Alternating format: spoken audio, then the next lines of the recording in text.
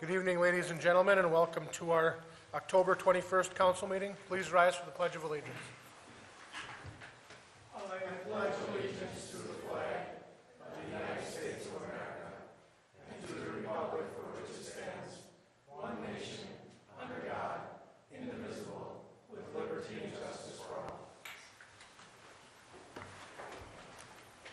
Roll call.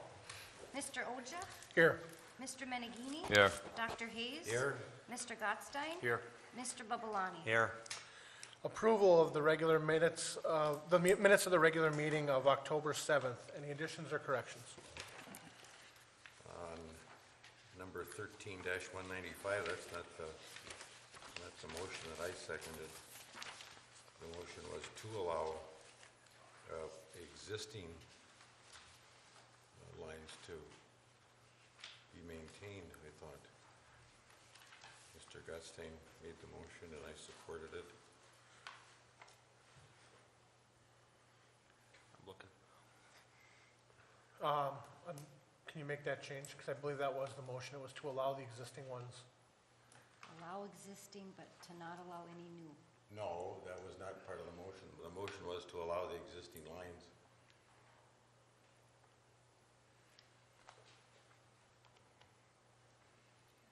Everybody agrees with that? I know we were going to then do a policy, come up with a policy for new ones. Yeah, Right. the motion was just to allow the existing lines, Okay. and I believe the other In the motion we discussion. passed was to keep any new lines from going in. That still carries forward, right? Right. Okay. The- And then we come up with a policy for something for, This was just to allow the existing ones to stay, which changed the motion we had made a previous meeting. Okay. And in our discussion, we had decided we were going to then come up with a policy for new ones. But coming into this time of year, we have some time. Got it. With that addition, I'll make a motion that we approve the minutes for the regular meeting of October 7th, 2013. Support. Motion made by Dr. Hayes, supported by Lee. Roll call. Mr. Meneghini? Yes. Dr. Hayes? Yes. Mr. Gottstein? yes, Mr. Babalani? Yes. Mr. Oja? Yes. Approval manifest 2013-20 in the amount of $765,057.53. Let me start off by saying, though, $243,000 of that was from our street project from this summer. $116,000 was purchase power, and $116,000 was a bond payment. Mark, any questions? Yeah, I got a couple, Jeremy. Page 1, Ray, under the mayor council elected, the news for the Loadmaster public hearing, that's reimbursed, right? $101? No, that's not a reimbursable item. That's a cost. That's factored in for their permit request, correct? It's $101? Right. That's not a reimbursable item. That's a cost that we have for publishing. Right, but that's part of why we have the permit fees, to cover those kind of costs. Right. Okay. Building and grounds, Ray, about 3/4 of the way down, 2841. Is that for out at the golf course, or is that for City Hall, the sprinkler system? The buildings and grounds would be for here, the city hall. We had some cracked glass up in the sprinkler head up here in the lobby. And so they had to come back and do some repairs on that. That was for one sprinkler head with the cracked glass? Well, there's a number of things they had to fix, but that was a major thing, because what happened was, the reason that there's an inspection is that there's glycol in the system. Yep. And it has a charge, and you have to maintain that charge. We are unaware of the inspection requirement, and the charge got lowered to the point where we believe that there was some analysis after it, when he found this issue, that it probably froze and expanded and caused the damage. So I know that he was working out here. I'm not sure all extra areas that he had to repair, but I know that one specifically. Is that an insurance deal with it being frozen? I doubt it simply because number one is we got such a high deductible that that's probably not gonna meet it anyway. And number two is that was a lack of inspection. Okay. So, I mean, we need to have that inspected on a regular basis. Okay. On page 3, this probably is for Joe. Traffic service maintenance, econo signs and barricades, 254. It seems like we're seeing those things just about every other month. Must be construction cones or something, Yeah. signs? Econo sign and barricade. $254. It's like fourth item from the bottom of the I page. see it, Mark, but I don't recall what we would have used the sign service for construction unless we owed something to somebody. We didn't go out and, oh, he bought some signs? Okay. I was unaware that David had bought some signs. I had told him to buy some street signs, but it says, it's got these barricades. We haven't bought any barricades. Well, it says it's 8 street signs, is what they bought. Street signs. Oh, so the name of the company is the Barricade Yeah. Company. All right. Yeah, there were Street some street signs? corner signs missing. Okay, That was brought to our attention. I told Dave to order some signs, so that's what that is. okay. Page 5, under the capital projects, the woodworking chainsaw carving for Leif Erikson, that's a vendor that sells products, right? We had to pay them $250 to come here?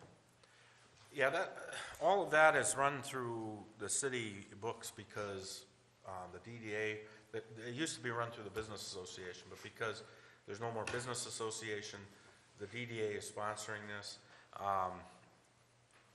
There are certain types of, basically all of this is reimbursable, it's a pass-through on our part.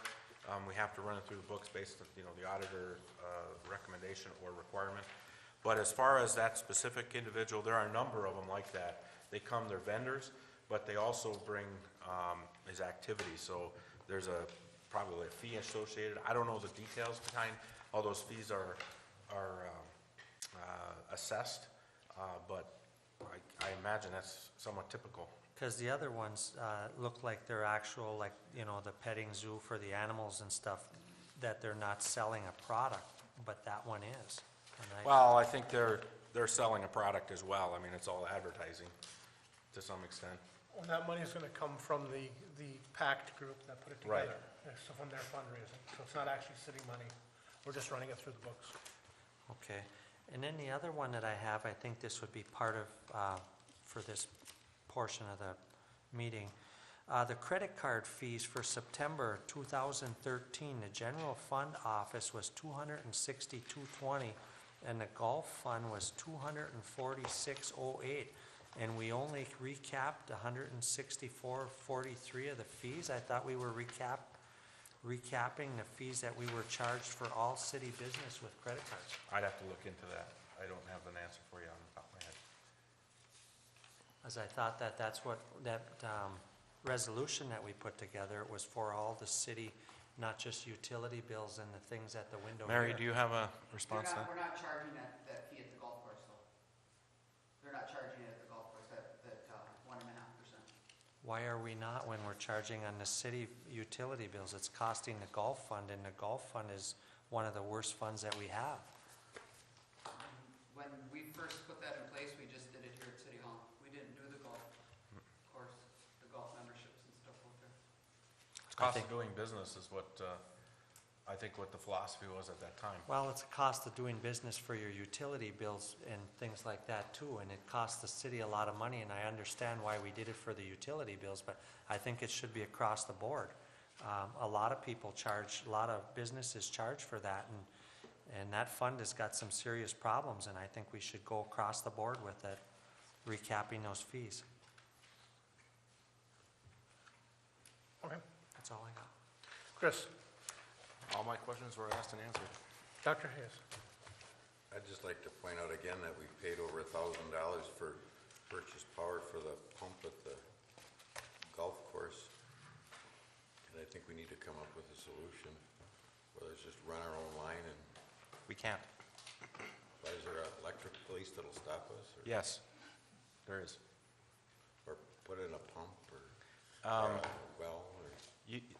We can't, that is a jurisdictional area for We Energies, and we are not allowed to just overbuild in the township. That's in the township, we're not allowed to overbuild per the public acts. There's a number of them, 141, 295, I mean, there's a number of public acts that deal with this, and we would have to get their permission to take over that, and they're not right now, they're not willing to do that. We've asked them a number of times. Can we do something where it's like the choice, where we can choose if we want our power or We Energy's power? Yes, but you would have to end up paying a distribution transport fee across our line. I still can't overbuild. No, the Right, customer, no, but I know, yeah. but have we looked at that as to whether No, I haven't looked at that that fee angle. plus our rates might still be Yeah. less than what their fee is? Yeah, every angle that I've went at with them has been, we would like to serve our own facility, and they came back and told me they're not in the business of losing customers, Oh. so. let me answer your question, though. At this time, since the mine has made their choice, We Energies has lost 85% of their load in the UP. The state law says that they only have to lose 10% except for the mining. So right now, they wouldn't have to accept it because it's way over the 10% that the law mandates. Plus, we're only talking generation, we're not talking distribution, so they would still charge us basically on the distribution side. So you're right, it could be with the fee of tariff over their distribution for our generation, might still be less. The problem is that they're way over the 10% now with the mine going out, and so they wouldn't have to accept that. Yeah. Any other questions? No. Lee? Yeah, one question here. Electric utility, page 7, last item. The motorized trolley hoist for the hydro, I assume that's here and operating. How are we doing with all the leaves? I know an awful lot came down the last week. Is that handling it? Yes, it is. The hoist is working very well. And we've been able to, twice a day, we're raking leaves. They're coming down not as fast as what you would think, so we can do it on a two-a-day schedule. But it's working fine? Yes, working Okay, great. and then Yep. one other thing, going back to that Simplex Grinnell recharge antifreeze. I thought inspectors were supposed to come around like every 3 or 4 years on something like that, a state code, No. where they would be checking this? No, we have to set up our own inspection.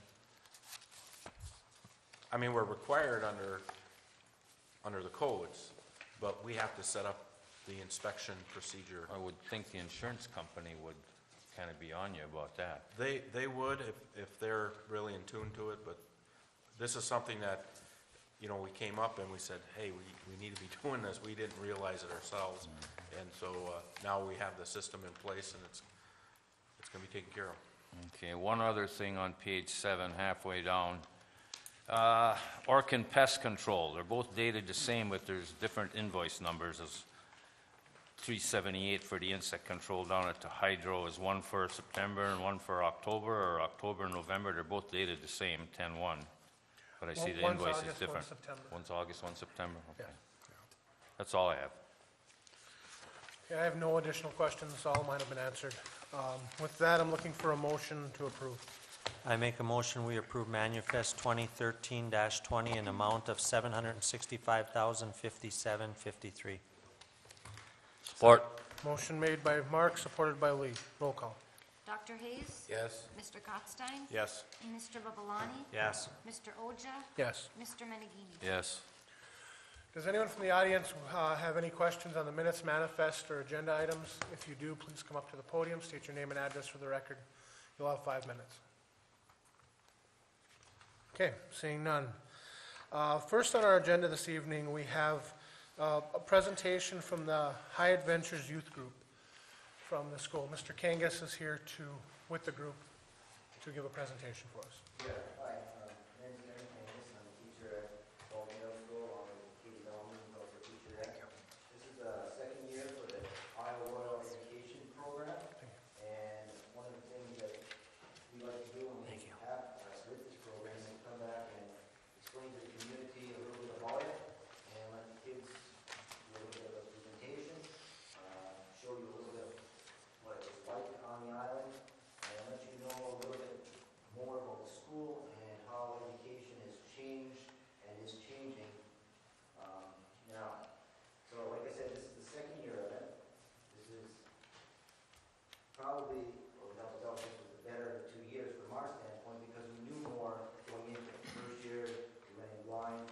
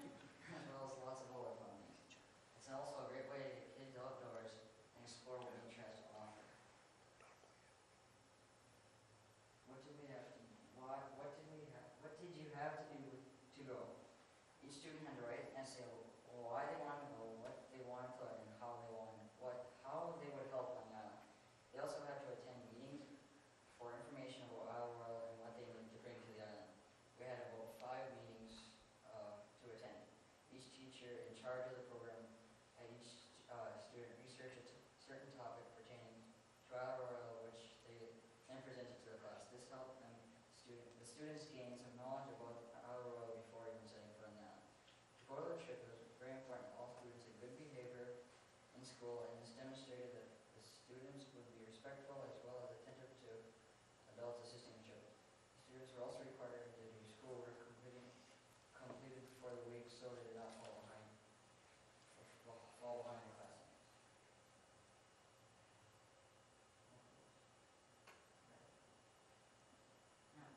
What did we learn? We learned about the plants. While we were there, we learned about the many types of plants and berries. Ranger Bell had explained which berries were edible, which ones were poisonous, which plants the most ate and avoided, and which plants the most eaten in the winter months. We learned about the geology of Isle Royale, and how it was formed. Which Ranger Bell showed us how it was formed, but in a way that kept us interested. First, she tied a string to two posts and said, one end is where Earth first formed, the other end is present day. We were put in groups and got cards, mine put on the timeline. Mine was the last ice age, others received first life on Earth. The ice age starts. Isle Royale is covered in lava, and we are on Isle Royale, which Mr. Kane is Miss Bellman were lucky enough to receive the card put in the present day. Next, she told us that Isle Royale is formed like a cake. The sediment is the cake, and lava flowing out of the mountains would be the frost. She said that the glaciers are your fingers, which are going to take away the frosting, leaving behind the cake or sediment, which you can still see today as bridges on Isle Royale. Lastly, she used me as an example, and as she stood on a chair and pushed me down on my shoulders, representing how the glaciers pushed down on the island, and when pushed down on the island, as the glaciers receded, the island rises. I got to stand back to my usual height. And that's how Ranger Bell said the island was formed. We also learned about the energy.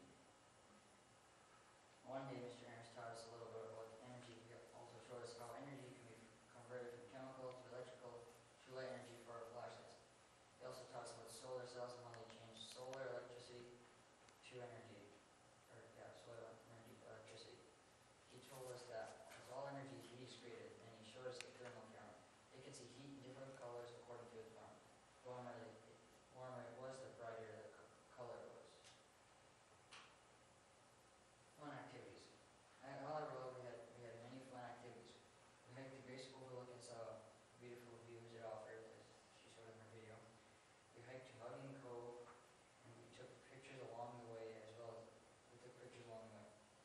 We also took a late night moose hunt using the thermal camera, in which we unfortunately did not find the moose, but it was still fun.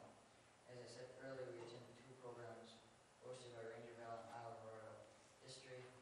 Isle Royale's history, from the animals to the formation of the island. Well, why should we continue this program? We should continue this program because this is an amazing and rare opportunity for all of us to have. Because of this, others should share the same experience on Isle Royale. They should see what they are all missing out when they are at home on their technology game. Nature is meant to be observed, appreciated, and marveled by all. Thank you to everyone who helped make this possible. It includes you guys, City Council, School Board, PTO, parents, Ms. Refold, Mr. Hart, Ms. Gaines, and Ms. Dahlman.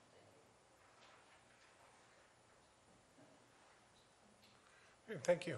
Any questions for anything, or? Thank you.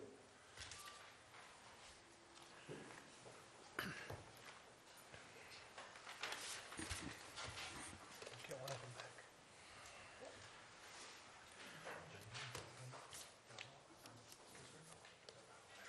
Oh, yeah. Thank you for your presentation and showing us everything that you did on the island. Okay, next on the agenda, we have Chuck Anderson, our fire chief, to make presentation to the council. Hey, guys. Yeah, what I did tonight was, of course, you already introduced me as your fire chief for Norway Volunteer Fire Department. What I did tonight was I brought some fire equipment and some gear, and I have it on the back table back here. I brought it with me tonight just to clarify some of the invoices that you see coming across your desk. Some of it, wording isn't quite what I would like to see on an invoice. You'll see back there tonight after the meeting our bunker pants and our bunker coat. On an invoice, you probably see it as a pair of pants and a jacket. Well, $1,800 is a little more than a pair of pants and a jacket. You'll also see back there pair of firefighting gloves. Firefighting gloves right now are costing $62 a pair. You know, and that's across the business. You know, I shop around and do the best I can on those prices. Also back there, you're going to find the famous flashlight, the $160 flashlight. There's one back there to demo for you tonight. Also, I want to show you a radio, a typical firefighter radio. They run around $360 each. We were very lucky. We just got a donation from Verso Paper.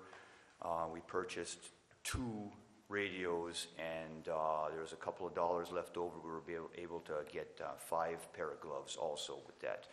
And they'll be getting a photo with a thank you from our fire department for that donation. And also back there tonight, you're going to see a tool that you approved of and very appreciative of your approval for our rescue tools. It's called a combi tool. You approved it at your last meeting or meeting before. You'll see it, I'll show it. I want you guys to go back there. I want you to pick this stuff up. I want you to touch it. I want you to realize what we're buying here and the materials and how well they're made. In looking at it, it looks like that combi tool has already been used. We cut some steel for practice a couple of nights ago.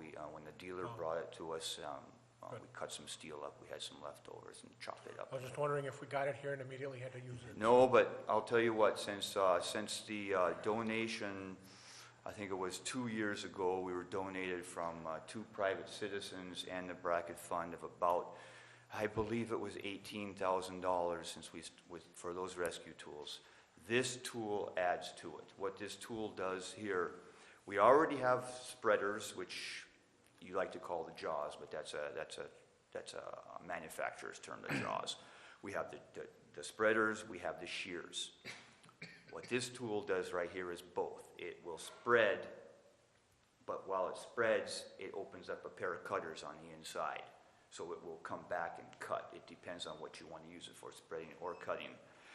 It's a little smaller than the big jaws and shears that we have. It's more for smaller spaces.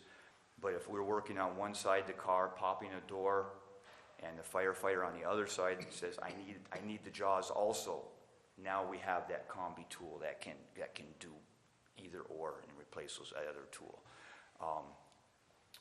The only other purchase that I'm going to make that I know of right now that it's a budgeted item, our hydraulic pump for our tools. There's actually 2 pumps in one, and it delivers 10,500 PSI each tool. You run 2 tools at one time. Well, with this new valve bank that they offer, it's an add-on. It's a new valve bank that they just came up with. We can actually dump all the oil to one tool. And what it does is it speeds up the process, the cycle. It's a 10-second cycle to open up the jaws and to close them. You know, you imagine you've got somebody in a car that needs to get out. We've got a 10-second cycle. Well, with this adapter that I plan, or a valve bank that I plan on purchasing for this tool, it'll be a 5-second open and close. Makes a big difference in the field if you think that you're the one in the car. That I'm not here trying to sell it to you tonight. Now, this is something that it's going to happen. But yeah, I want you all to take a look at the stuff tonight, and if you have any questions, but again, the invoices when they come across your desk as coats, pants, flashlight, gloves, remember this is the stuff right back here that you're purchasing. How long does a typical jacket? I'm pants glad you last? asked that question. I was going to mention it. A typical turnout gear, the pants and the coat, last, I would say, 10 to 15 years we can get out of that, which is good. You know, it depends on the wear. You'll see mine are nice and brand new. They don't get dirty, so mine will last a long time. No, I'm just teasing you. The flashlight, I've just replaced 3 flashlights from the Bill Johnson era. So those flashlights last a long time. Bill bought those back in the early 80s. and I just replaced 3 of them. So they're durable. All this equipment is very durable. The gloves that we buy, I try to put 2 pair for each man, because once they get wet and it's cold out, they're useless. So we try to make sure each firefighter has 2 pair. So the gear is fantastic. It's fantastic, and it's treated. The guys treat their gear very well. Very seldom do they lose anything. Haven't had any trouble. We were going through gloves a while back, so I ended up buying these little, like kids would have on their wrists, but it hooks to their coat, so they have some place to put their gloves. Otherwise, they tend to set them down and lose them. Then we're buying more and more and more. But I do want to publicly thank Verso for that donation. We didn't even ask for it. We received a check for $1,000, and I spent it the next day. Thank you. I have a comment, Chuck. Yes, sir. I've been off the volunteer fire department for maybe 20 years now, but I had spent 22 and a half years on there. And looking at that equipment out there, it's really come a long way compared to what we used to have. I mean, we had guys running around with boots that were 2 sizes too big. Yeah. And it's pretty hard to move. And Yeah. I noticed on the cutter that's made in USA. I hope the rest of it is too. That's it, and we try for that. I try when I'm purchasing this stuff to make sure. I've got pictures of the rubber coats and the rubber boots that, now if you went into a fire, it would melt on you. But back then, that was how they did it. Yeah. Any other questions, Alice? Okay, thanks. But Thank you. come on back. I'll be back there after the meeting, and I'll show us equipment. Okay, thank you. We have 5 things on the agenda for the communications this evening. The first is approval, computer network, and phone support. Mr. Anderson.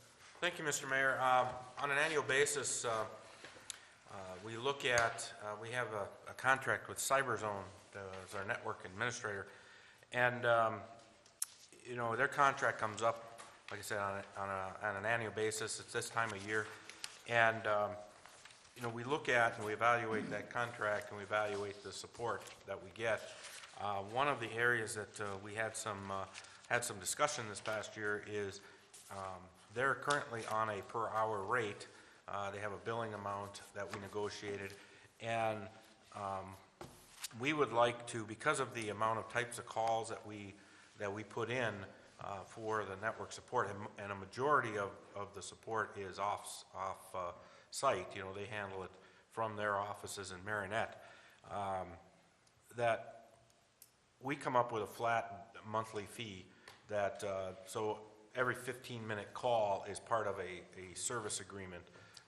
So it's a standard amount, not a metered charge. This is something that we've discussed in other areas. We deal with this. I know we've had a conversation with our legal support, and I think that what it does is it relaxes everybody in making those calls, and in talking with Scott at CyberZone. I think he's real concerned about some of the concerns, negativity, or concerns that, where you get a 15-minute bill, 15-minute bill, 15-minute bill. But those are the kinds of issues that we deal with. Where we come up with the $500 a month is we went back the last two to 3 years, and we looked at our support, and we did an averaging, and together this is the amount that looks like would support us on a pretty regular basis. Some months we're gonna be calling more than others, but at least it's a standardized amount. So that's our request. Looking through there, I had, reading through the contract, there was one concern, and that this is just the phone support. If they come up here, it's going to be $55 an hour minimum, 2-hour call if they have to come here. Right. This is both for the network computer and the phone support. Talked with Scott this afternoon about that issue, and he can handle everything, pretty much everything, right from his office. What he said is that as far as his comfort level for coming on site to do maintenance type activities, maybe twice a year, maybe on a biannual basis. And then because of, you just look back at our history, we have outages, usually within that 6-month period. Usually if something happens, I mean, every power outage or blip that comes along, you know, you have to reboot the system. I mean, we've had a lightning strike.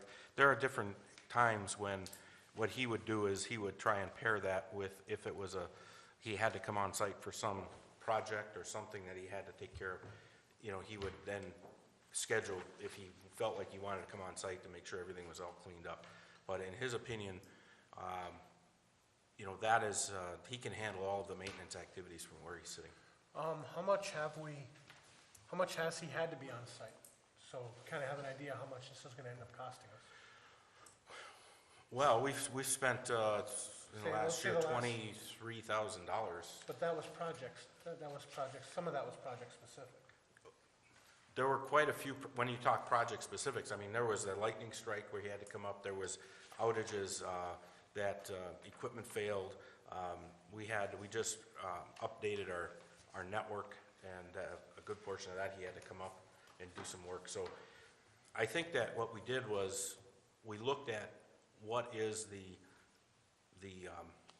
reasonable monthly cost, and, you know, like I said, I mean, I was on the phone with him a couple weeks ago with Jeff, and it was something, you know, simple, dealing with email. And that was a maintenance item. And, you know, the amount of time it took to go back and forth to get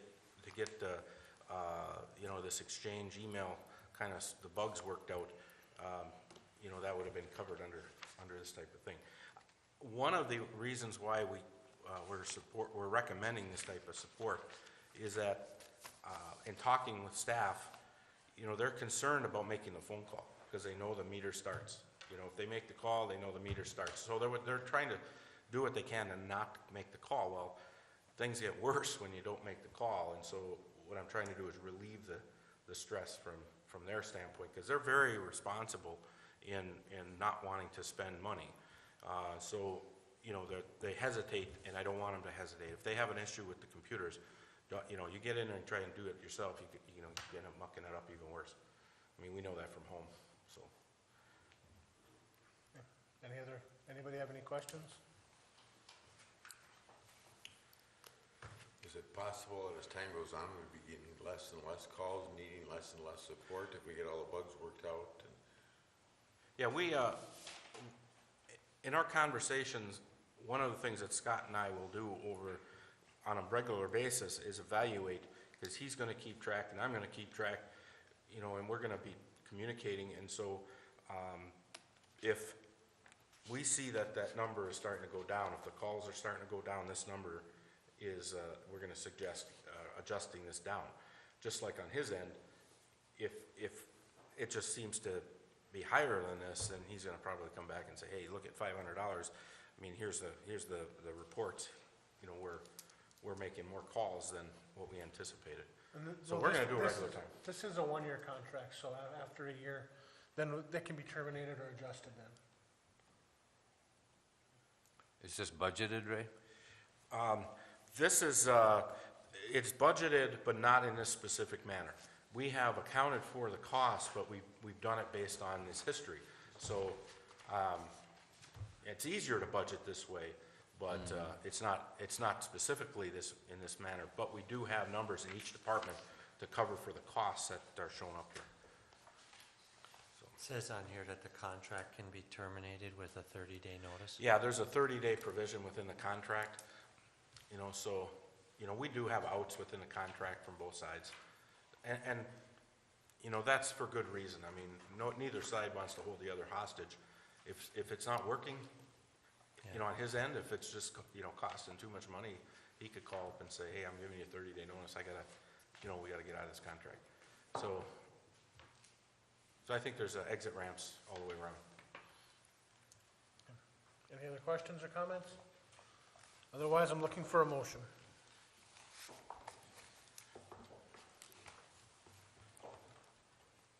I make a motion, we approve the computer network and phone support with CyberZone not to exceed the $500 per month.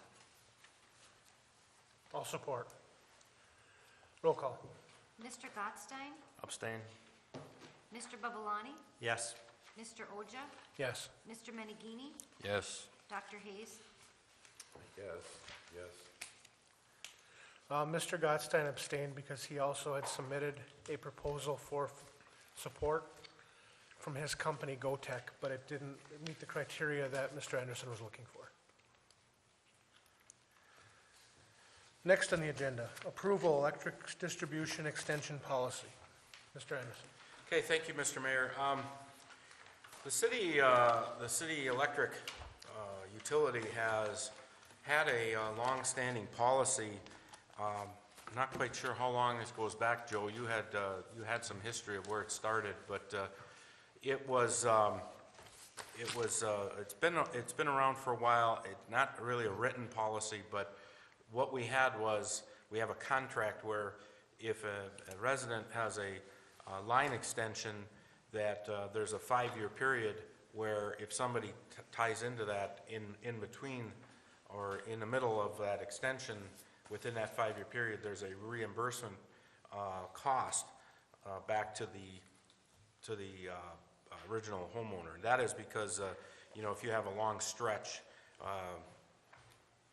there's an investment factor provided on that. Now, what we're finding here is that we have some vacant parcels that are being developed, and it's quite costly for a homeowner on the end of the line to handle that kind of an extension. And we're also dealing with some vacant area that is kind of in a gray area. I don't want to say gray area, it's clear, but it's between us and, say, We Energies.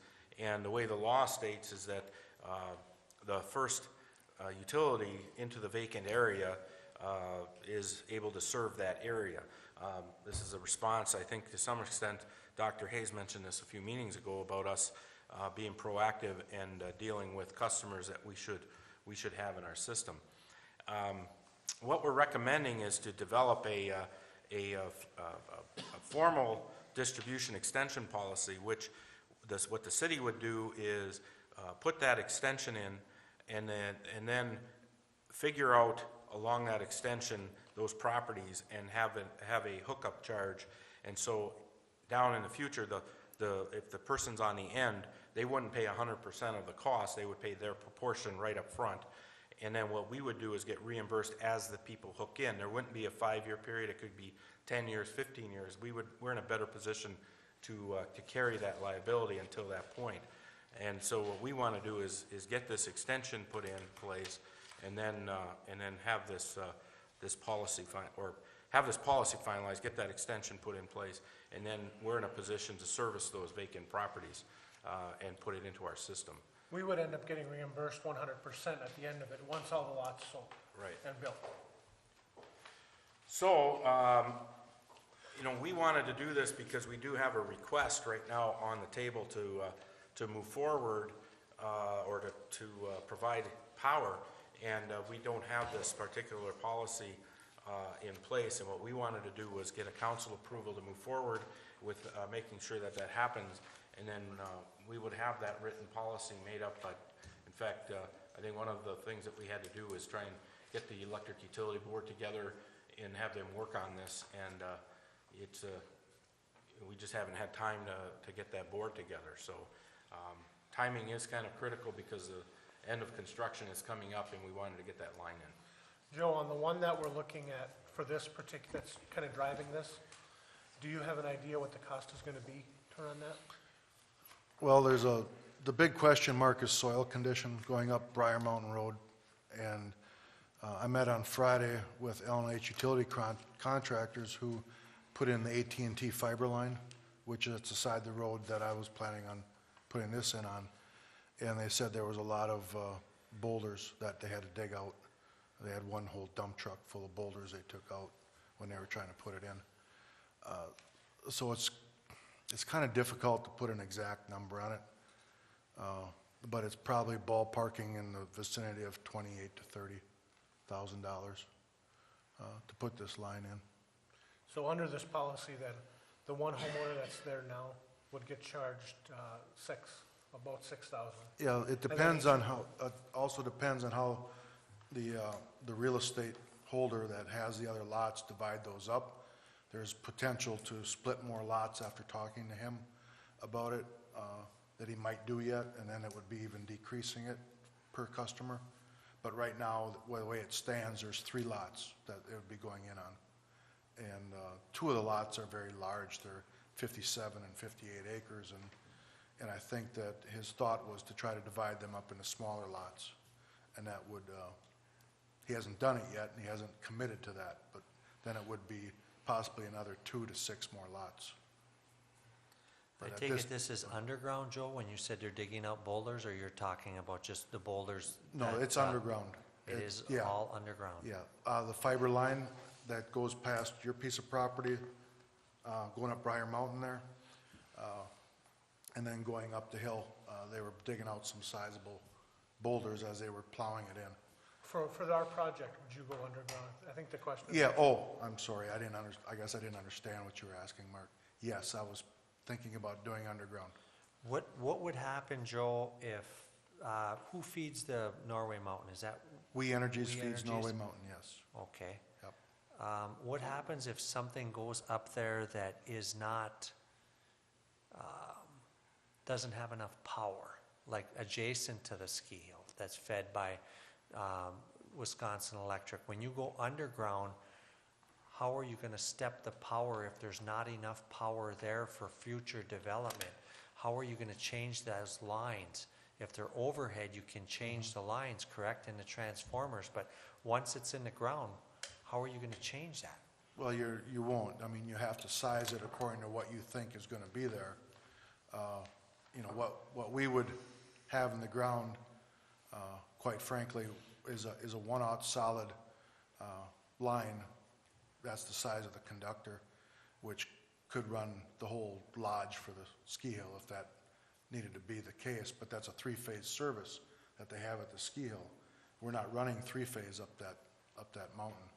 We would only be running single-phase up there for the residential portion of it, unless there was some desire to put that 3-phase in for a what-if someday. You know, I I mean, almost stuff think we need that- to talk about. I almost think that with the amount of vacant property, I know there's a couple other property holders up that way. If, you know, I almost think we should go above ground, because if we need extra power, we have the capability to change the line. Yeah, and that- And once we get it in the ground, Yeah. you know, if we don't have enough, there's other property holders up that way that could be fed from that line, I think we should go above ground. Right now, Mark, I'm just aware of the residential requests in that area. I'm not aware of anything else, but if you know of something, you know, Well, and I'm you want to just share, thinking, I would I'm love to just know about thinking it. that the amount of vacant property that's up there, I know Mendina has some. Okay. I don't know how he would access his. Yeah. Carollo has a pile of property up there. I don't know how Yeah. he would access his, but there's a potential for more than just these, say if those other lots were divided up Okay. 12 homes or whatever. I think No, I there's, totally I think understand we're what you're probably saying. better, I'm guessing, I don't know that much about it, but I think that probably should be above ground line, so we have the capability to change the line if we need to. That's definitely something that we can look at. It's not out of question. What's everyone's feeling on changing our policy that the city's gonna hold the cost, rather than the first homeowner holding the cost? What's going to be done with the cable and internet, Joe? I think that should be looked at too, and how are you going to divide that up if the other people decide, the future homes up there decide to go with a satellite dish? How are you going to recover all the costs for the cable and internet lines? I don't know that answer, Mark. That needs to be looked at too, Yeah, because that's all. that's going to be, You know, that's all discussion to have. You know, the policy's not written yet. This is just an idea. And all those things need to be talked about. The cable and internet policy, because of some of the other options that would be out there for a future homeowner, I think that we probably would not be so inclined to make a policy of this nature, because they have other options. They don't need to tie in. So we could be hanging out there with stranded costs that, you know, we probably won't, you know, recover. You know, electric, you're not gonna sit up there with a generator. I mean, you're gonna. Yeah, I understand that, Ray, but while you got the hole in the ground, you gotta make up your mind if you're gonna put one more cable in there for TV, or if you're gonna bury just the power underground. Right, well, that's, I think it's, you know, if we go overhead, you know, it's not quite as a big an issue. If we go underground, you're right, we have to really, you know, consider that, and then we consider what the cost is of adding that to the project. Labor-wise, I don't think it's as big an issue if you're gonna be plowing in electric. It's not the same. I mean, you pretty much can come in with the cable right along with it, right? Yeah, Ray, in this particular instance with the soil conditions, the recommendation would be to use a narrow backhoe and actually backhoe it in to lay the two of them next to each other in sand pad because of the stones for longevity. So what we're that's looking at. mostly material cost. It's not off on its own to have to recover the labor as well. So, you know, I mean, we have to figure that out, but what our main concern is that we have an approved forward motion for going in this direction with the electric, so that we can plan and we can, you know, move forward. It says 30 years on the agreement here, that's what it is? If somebody builds up there after 30 years, they don't have to share the cost? No, the 30 years is put in there that our auditor will depreciate the facilities over a 30-year period. It's a benefit to the utility in the city. The whole point of this was to try to get you to understand that we're trying to acquire new territory to increase revenues and sales. That's what it was all about, So that concept. If somebody built in 40 years, they would still recover that cost? Yes. Whatever it was? Yes. But like you said, it's just depreciating? It was a depreciation factor that the auditor uses for the facilities. Is there, I'm sure there's a code, Joe, or rules and regulations. How deep do you have to go with the underground cable? 42 inches, 42? yeah. Unless it's in ductwork, and then it's about 32. I would think the cost on that would be kind of prohibitive then? The plastic duct that they use is like the plastic gas line. It's not overly expensive. It's not too bad. With all the rocks up there? It might Would you be be something better? we want to look at, putting it in duct. The labor to run, the cost of sand and the labor to place the sand in the trench and pad it with sand, a foot on the bottom and a foot on the top. When you add in the cost of the duct to just throw it in and go, you're probably better off with duct. See, I think that any development that's on city right-of-way should be, unless it's a city development like the Spring development, I think it all should be overhead because there's a lot of uncertainties and I don't want to see it go underground. If the people want to go underground across their property, that's their choice, but I think all our lines should be overhead. Well, I'm a proponent of all underground, but what I don't like about this is I'd like to take the $30,000 and invest it in other parts of our electric department where we've got issues, but yet in this case, the good outweighs the bad, where if we can get new territory, we should go ahead and do it. Really, what we're looking for tonight is approval to move forward with coming up with the policy, and with the policy. Are you okay with? I'm okay with As a that. concept, are you okay with it? Yes. That's really what the question is tonight. I guess what I would like to see is I'm not for it. I know we need the extra customers, but if it's not overhead, I'm going to vote no. Because I think that it should be, because there's a lot of uncertainties in there. This isn't For the just for this, policy, this for isn't the just for this policy. project, though. I realize that. Dr. Hayes, what do you think? Well, I'd like to see us expand our system, but I also like to see us develop a policy in which we encourage development within the city of Norway, in which people may get a break on their electrical installation. As you know, we've gotten complaints about the cost.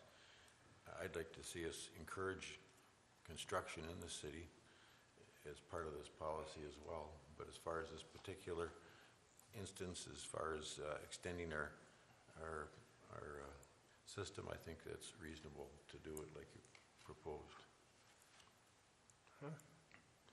Any other questions or comments? Otherwise, I'm looking for a motion. Can we put in a motion that the lines, extension lines be in the policy that they're overhead? No, because that's going to be project by project basis, whether it's going to be overhead or underground, depending on what the project needs. So it doesn't make any sense to limit it to overhead if we don't know what each project is going to be. Well, it does if you look at the maintenance, Jeremy, because the maintenance, and there's so many uncertainties with the amount of property that's vacant up there that, It's not just for up there. It could be for the industrial site. It could be for other areas all throughout the system and or near the system. This isn't just for up there. I realize that. But you gotta take in consideration when you're putting duct in the ground, you size a big enough duct that if you have to upgrade, you pull the old cable out and pull the new cable in. Correct, Joe? Yes, that is correct. So I don't think, that you're not limiting yourself underground if it's designed correctly, looking towards the future. So what were you gonna plan on, putting it in the motion as far as the cable? Were you gonna pull the line or not? Because that definitely should be in the proposal. This is just for electric. Cable would be its own, have to have its own policy. This is just for the electric. It's an electric distribution policy.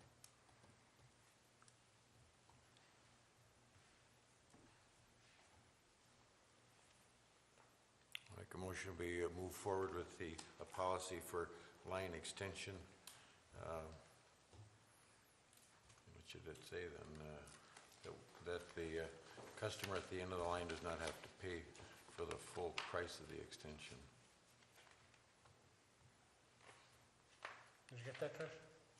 No, could you repeat that? We should develop a policy in which new line extensions does not have to be completely paid for by the person at the end of the line.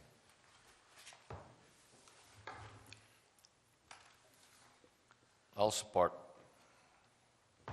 Motion made by Dr. Hayes, supported by Lee. Roll call.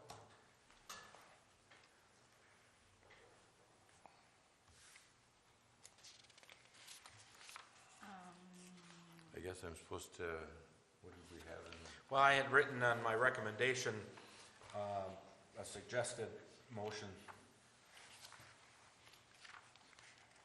If you want to use that, I mean, I think Sounds like it's about the same. it's about the same. Roll call. Mr. Babalani? No. Mr. Oja? Yes. Mr. Menegini? Yes. Dr. Hayes? Yes. Mr. Gottstein? Yes, but I'm voting for the policy, not the actual extension, which is relation to me. Okay. Next on the agenda, And resolution. of course, my motion was to develop a policy. Right. I'm not voting on any particular policy, and maybe if it comes up, we'll all vote no on it, so, but I think we should move forward. That was the idea of my motion.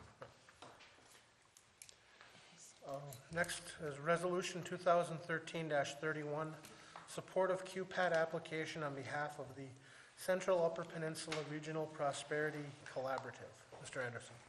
Thank you, Mr. Mayor. Received a letter and request for a resolution of support from the Central Upper Peninsula and Development Regional Planning Commission, known as QPAD. They're in the process of developing an application for the Governor's Regional Prosperity Initiative. We've been contacted as one of the municipalities within their region to support, provide them a letter of support and a resolution of support so they can put in their application. So I have that for you under Resolution 2013-31.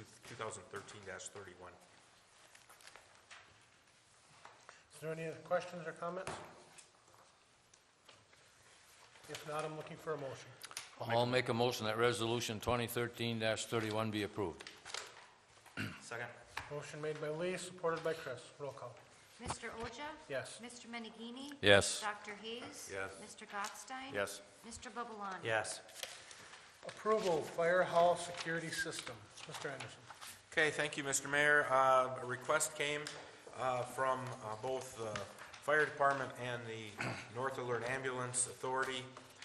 They would like to change out the current lock system at the fire hall, current punch pad system, to a system that actually has a swipe card.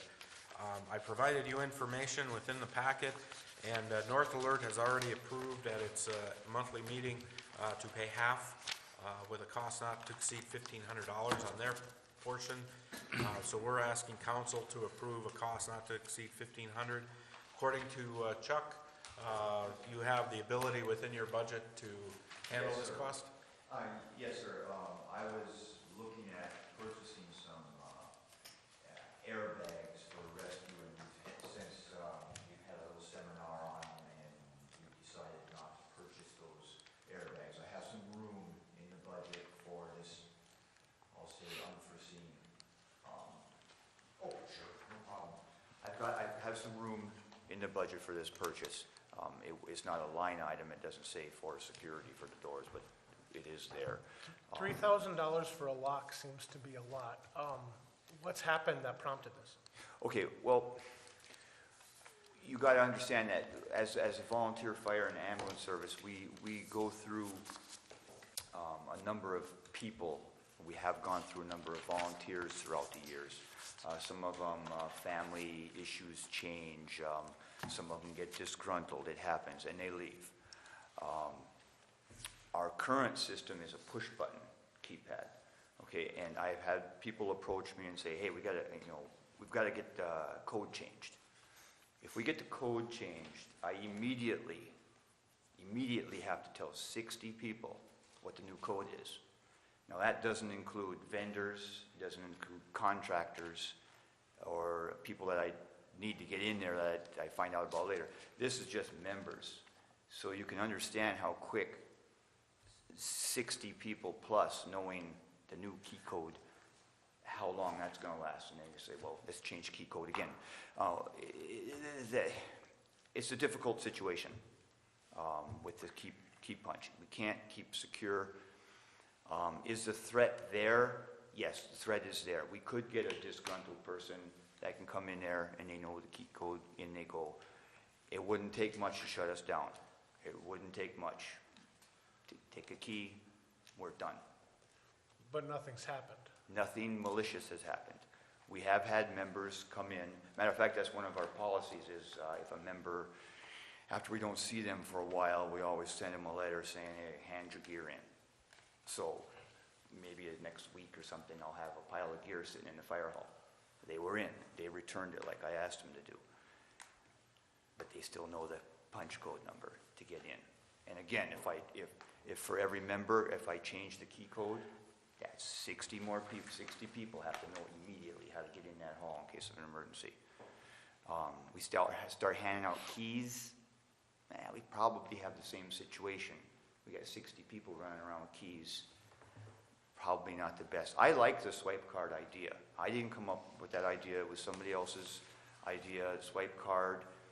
They would actually come to City Hall where it's going to be policed.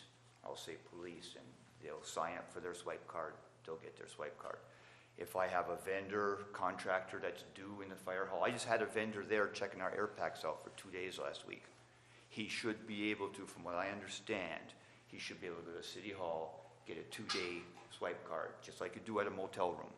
His card's good for 2 days between these hours and hours. I like the idea.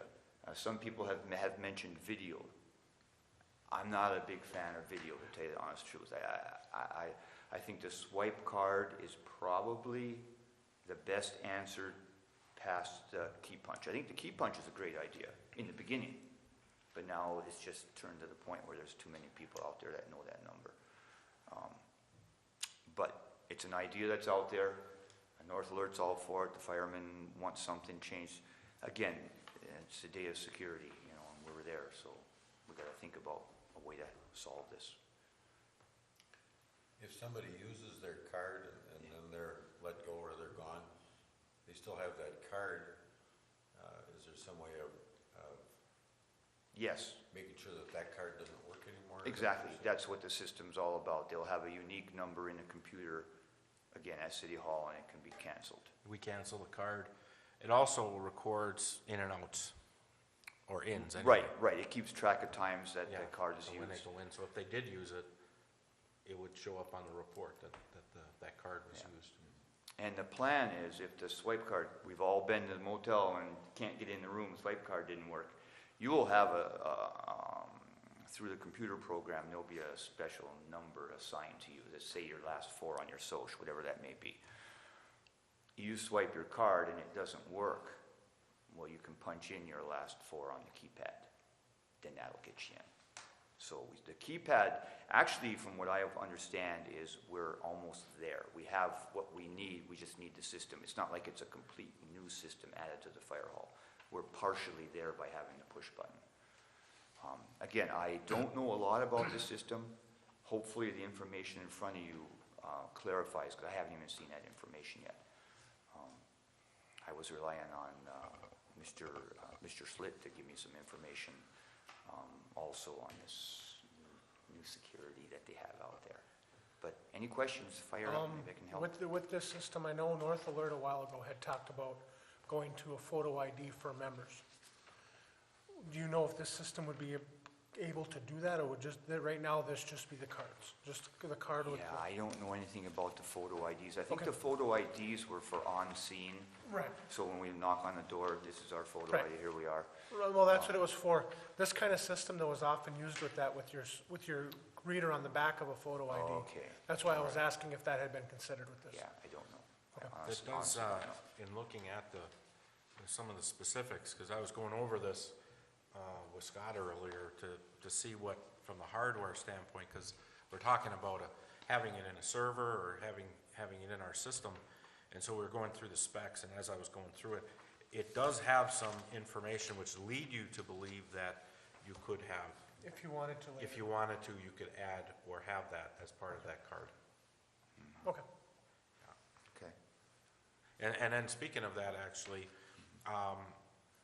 again, looking at it, I mean, we don't know specifically because we don't have a set of specific specs, but in the documentation that was provided, I mean, it does talk about, it says, the software doesn't require a dedicated computer or special computer network or costly server software licenses. So it sounds like it's basically the software, and an IP address, a static IP address, and it sounds like it works that way. So it really doesn't need to be housed in a separate server location. He was going to look at that some more, but I think that's also helpful. Will there be any wiring needs to be done at the fire hall? I was told no. Okay, that's what I was told. I mean, they have wireless options. They have different Because the options. wiring already goes to the keypad. Right. It's already there, so Okay. I was told, but again, they haven't taken it apart and got into it, but I don't expect it to be. Okay. Any other questions or comments? Otherwise, I'm looking for a motion. I'll make a motion that a swipe card security system be approved for the fire hall for cost to the city not to exceed $1,500. Support. Motion made by Lee, supported by Mark. Roll call. Mr. Menegini? Yes. Dr. Hayes? Yes. Mr. Gottstein? Yes. Mr. Babalani? Yes. Mr. Oja? Yes. Approval of special events application, American Red Cross Blood Drive. Mr. Anderson. Thank you, Mr. Mayor. This particular application is actually, kind of comes off the heels of our Leif Erikson discussion at the last meeting. Mr. Sutton is here, American Red Cross. He came in and was looking to hopefully be able to put a blood drive sign or ad, one of the small signs that we've been talking about as of late, and then maybe one in the Pocket Park and a couple on the Main Street. The actual blood drive is Wednesday, and it's up at the high school. And I said, well, that has a special events, and we do right now under special events application. So, again, if you have any questions, I don't know if you have anything you want to add to that. No, I mean, I don't know if you need to come up, but it's a one-day event. It's a little unique. I don't know if anybody's been to Norway Blood Drive, but they cover 14 counties for the American Red Cross. They set up over size, in scope, in food served, and if you've been to a blood drive, you know that means a lot. So the drive is unique also in that it's a high school scholarship drive, so the more pints we collect there, the more the school gets awarded scholarship money. So it behooves us to broadcast and get more people to the blood drive because it translates to helping patients with the blood need, but also with the school and the scholarship. So we were able to offer $2,500 last year to the scholarship fund of Norway High School. And so I'm simply asking to put signs identical to Leif Erikson ones through Main Street for the day starting tomorrow. They'll be picked up by the end of day Wednesday. So Is there anything we can do on Channel 7 to help him? it is on Channel 7 right It is now. on 7 already?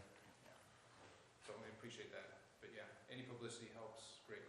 If we do approve, the same thing we did with Leif Erikson on the bump outs, keep them back away from, with their driveways pulling out, and keep them toward the back of the bump out a little bit more, Yeah. so you're not obstructing view. Yeah. And they would be angled. That big anyway. Yeah, I know, but Yes. Any other questions? I make a motion, we approve the special event application for the American Cross, or Red Cross blood drive. Second. motion made by Mark, supported by Chris. Roll call.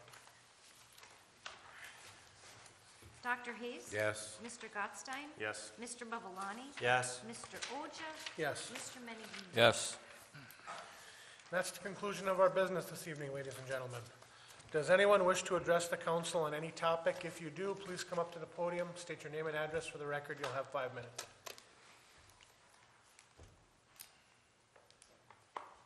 Okay, Dr. Hayes, any comments this evening? None this evening. Lee? Yeah, I got a few observations here.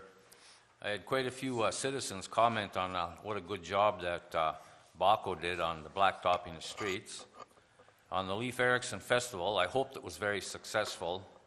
It was a little shaky in the morning when it rained, but it was good to see that many people and vendors on the main street. I mean, you couldn't find a place to park. I parked a block and a half away myself, and I hope they made out very well. And driving around town, again, general observations, on the safe routes to school, what's going to be the safe routes to school. Just today, I saw 4 vehicles blocking the sidewalks, where if the kids were walking on the sidewalk, they'd have to go out on the road.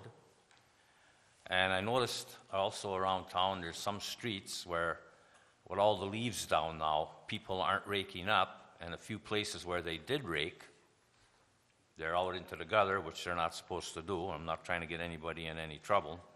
But myself, I made 5 or 6 trips, maybe it was 6 trips in the last week to the disposal site there down by the effluent plant. And I only saw 1 violation, and that was pretty much a first for me. Somebody, almost every time I go down there, I see garbage, actual garbage dumped there. But just on the 1 trip, there was maybe 50 or 60 plastic bottles where somebody had dumped. But outside of that, things seemed very, very neat down there. And don't forget, 2 weeks from tomorrow, we have our election for council members, the 5th of November. That's all. Ray, with that, since Lee mentioned the compost site, where are we with the discussions on where it's going to be? Well, we had mentioned the location out by the golf course, but again, I mean, we haven't gotten a firm, this is where we're gonna go. I think one of the what we're trying to do is come up with a set of costs for that site.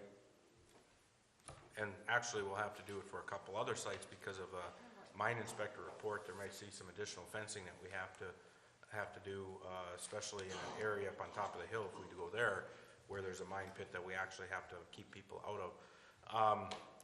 So Joe, where are we at with those costs? I mean, that's something that the township wanted to see as well. David was trying to find a spot where we can collect up all the fill, to fill in all the low spots to start building the road. And if we have a lot of that, then the cost will go down. And hours is probably what he was working on the most.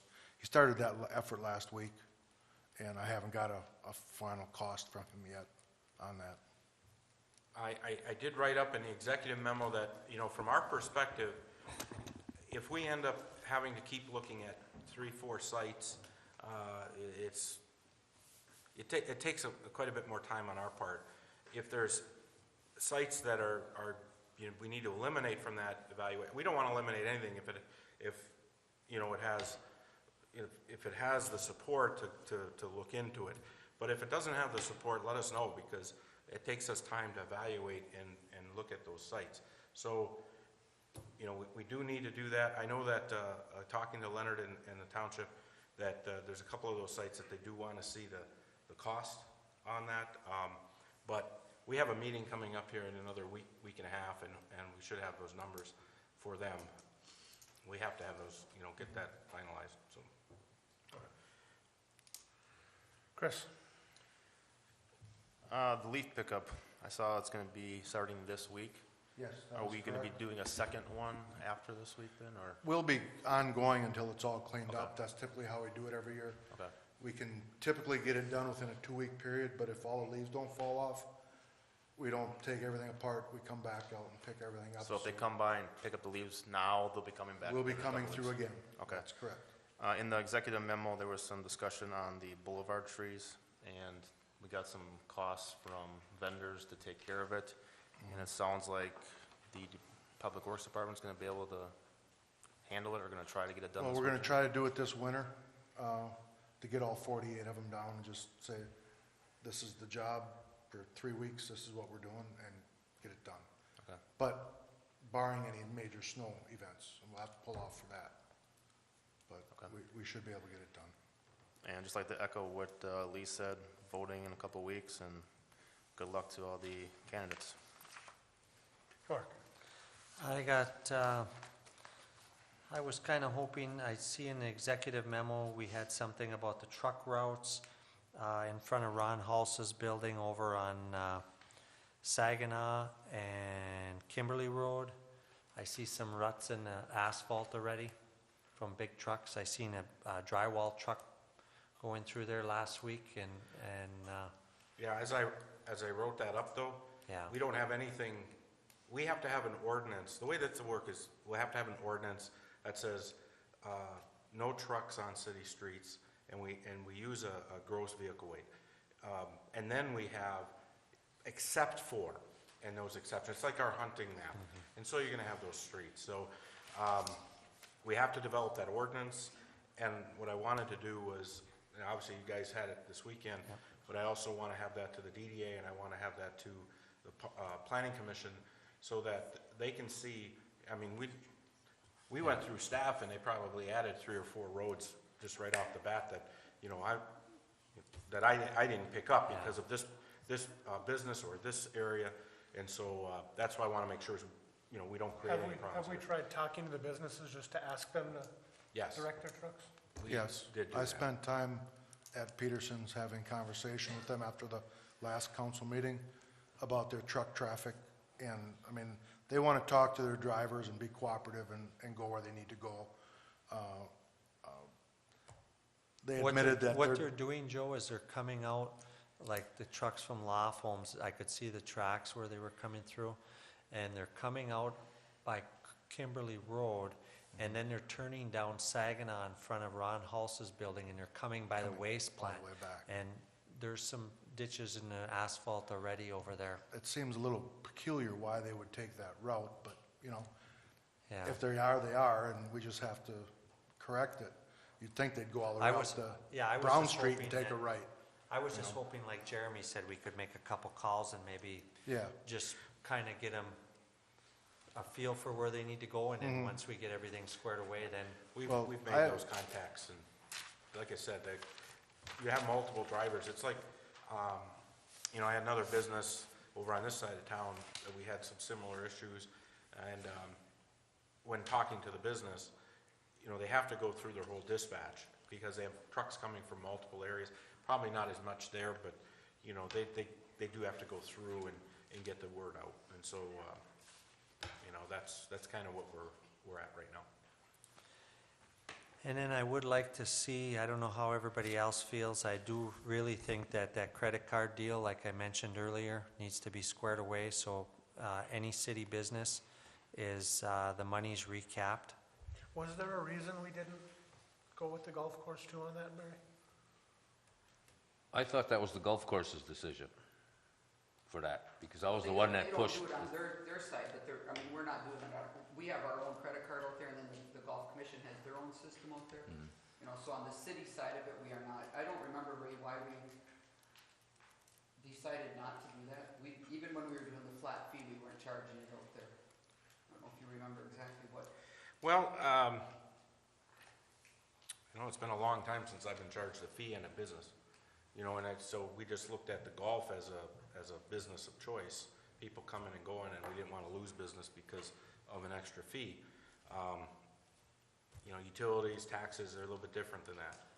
Well, I do think that it's costing the city, it's actually costing the taxpayers, right, Mary? Because it's coming out of the city hall fund, not the golf fund. So I mean, if the golf commission wants to take the money out there for the memberships, I don't know if that's possible or not, and the golf commission wants to eat the money. It's still charged to the golf fund. Well, So then I unless think we're- that, if we you lose know- money and we're being backed by the general fund, that's how we have, you know. but the I mean, issues it's with the general fund. costing everybody that's not a golfer. Mark, you know, that's a business decision that we have to make, and if that's a business, you know, if that's a decision that the council thinks is the most prudent, I mean, we're not gonna argue, we'll do it. That was our recommendation at the time. You know, if we feel we need to do that, that's, you know, we have no problem, we'll do it. So, So are we gonna do it or not gonna do it, or? What's everybody's opinion? Well, I thought that the golf commission was getting charged that, because I was the one that led the charge here 3 years ago to get rid of that, because the city was paying out $8,000, almost $8,000 for the year. And now we've got it down to about 1,000, because I see what's charged to the city itself, exactly city business. You're talking anywhere from $70 to $100 a month, which I can live with on our makeup fees. The golf- was separate. yeah, no, the golf commission is handling the bar and the kitchen under their separate cards. We don't deal with them at all. They don't have anything to do with the greens fees and the memberships. We get many credit cards on memberships, Yeah. do we? Okay. Yeah, so we don't, you know, the golf commission, that's on our side, not on theirs. So, Oh, I thought it was on their side, I'm sorry. you know, And some people do come here to pay their memberships, and if they come here to pay their memberships, they pay the 1.5%. If they happen to go out there, it's not so bad now because it's busy, they're open, but during the winter months, we have a lot of people that will come in here and pay it, just because there's nobody out there, and they will pay, if they come in here and pay, we charge them 1.5%. So they pay the 1.5 if they pay here, but not if they pay out there? Yes. And some Well, I don't see any reason why to not have it out there then. Well, then it would also be on, it would be on any activity that's run through our credit card machine out there, the Right. cities, which would be your green fees. It wouldn't be anything, you know, purchases at the bar, their kitchen, Right. or the pro shop. Those are golf commission. Well, yeah, if they're paying the fee here and not there, we've got to keep it even. I think we should be charging the fee out there. But you're And that's charging a fine. fee out there, you're artificially increasing the cost to play golf, which could decrease business. Yeah, but we're also giving them a 10% rebate on the memberships, and, That's Norway customers, yes, I realize that, that's but, not including everybody else from all the other counties coming into golf around here. but the And golf, they're not losing money, the money's not coming directly out of the taxpayers' hands, coming out of the revenue that's coming from the golf course.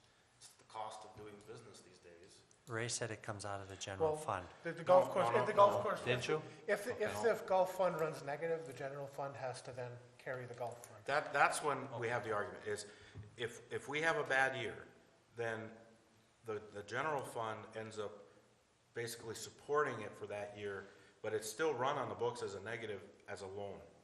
So they're not free, you know, the general fund's going to get paid back, but we have to have positive years to pay that back. That's how it works.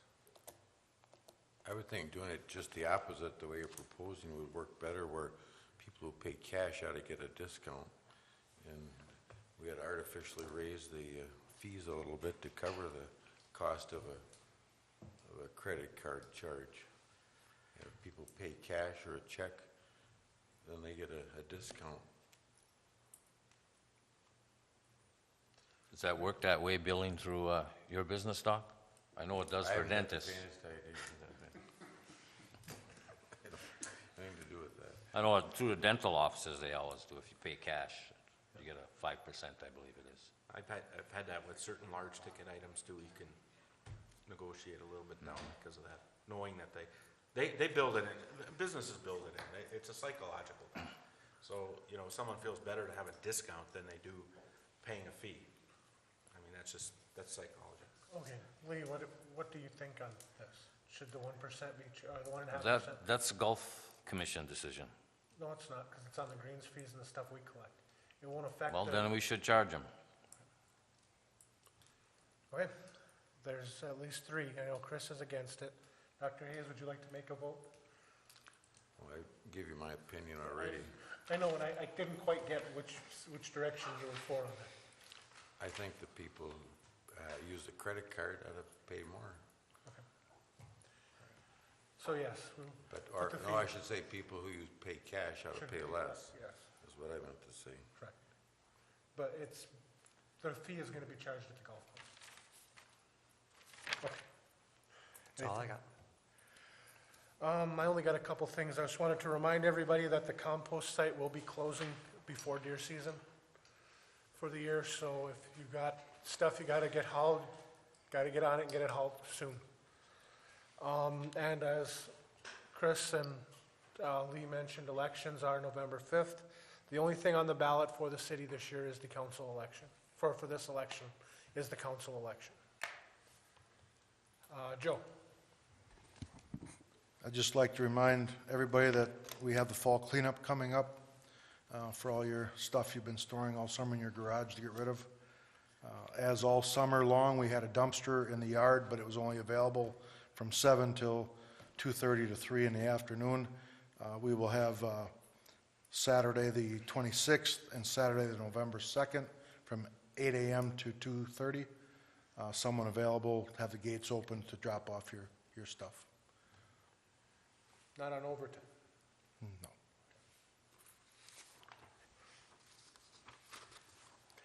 Anything else? No, that's all. Mary? Tricia? Jay? Oh, nothing to add. Thank you, Mr. Mayor. Mr. Anderson? What were those trick or treat hours? 4 to 7. 4 to 7. We get quite a few calls on when trick or treat hours are. This will go on TV, so I wanted to let everybody know that 4 to 7 on the 31st, right? Okay, that's all I have. Okay, with that, we have no closed session this evening, so I'm looking for a motion to adjourn. I make a motion, we adjourn. Second. Motion made by Mark, supported by Chris. Roll call. Mr. Oja? Yes. Mr. Menegini? Yes. Dr. Hayes? Yes. Mr. Gottstein? Yes. Mr. Babalani? Yes. Thank you, ladies and gentlemen.